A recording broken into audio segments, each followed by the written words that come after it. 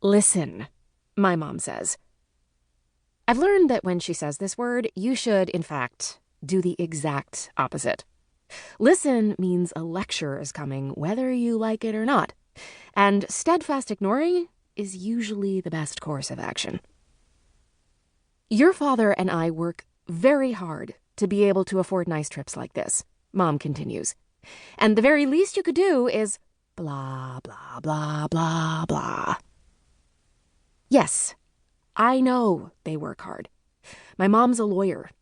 My dad's an actuarial accountant, which means people pay him a lot of money to tell them when they're going to die. And yes, I do appreciate how hard they work.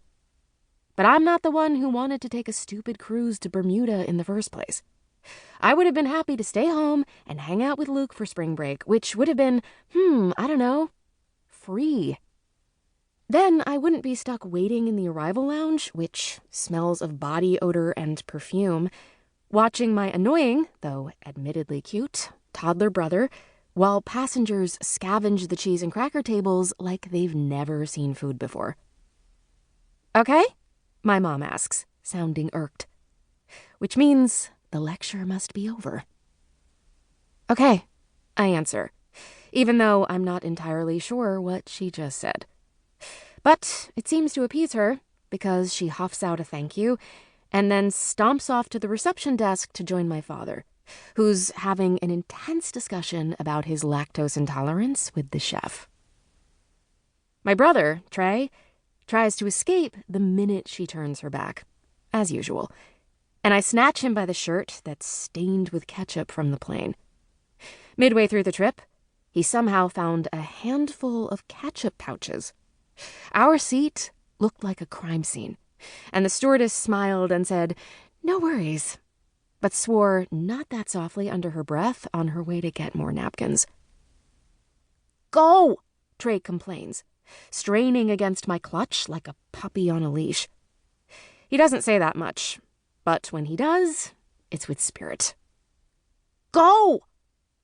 "I know, Trey, I say, springing up from my sitting position and knocking over my lacrosse stick, which had been leaning on the wall. I brought it with me on the cruise to practice, but it'll probably collect dust in the closet like usual. I suck at lacrosse, but whatever. It's better than PE. I don't want to be here either.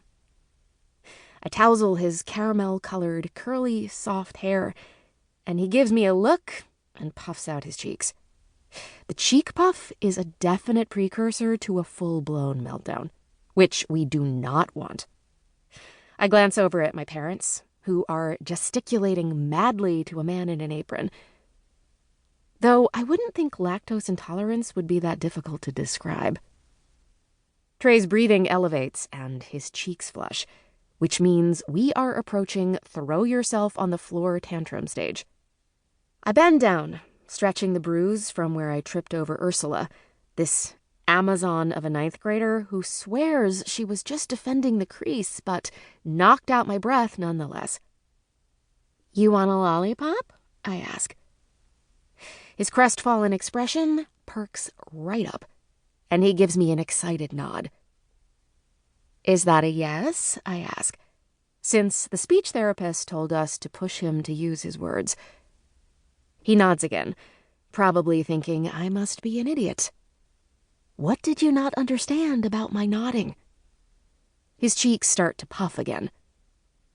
Right, I guess that's good enough, I say, digging through my purse for a cherry red sucker, which should pair nicely with the ketchup stain. My mom will be all over me for giving him too much sugar, but he'll be her problem by then. Trey plops down on the floor and starts noisily sucking, quenching his sugar fix. I join him on the scratchy carpet, a hideous royal purple with yellow pineapples, which carries a soft, mildewy scent. As I pull up my legs, my shorts gap against my skinny thigh. I hate how bony thin I am. My best friend, Miranda, says I have thin privilege and shouldn't cater to the male gaze anyway, so I should just shut up about it already. She's probably right. But I'm not, like, pretty skinny. I'm toothpick mosquito bite breasts kind of skinny. And she's kind of chunky, but, like, sexy chunky. And even if she doesn't care about the male gaze, she has awesome breasts with actual cleavage, so maybe she should shut up too.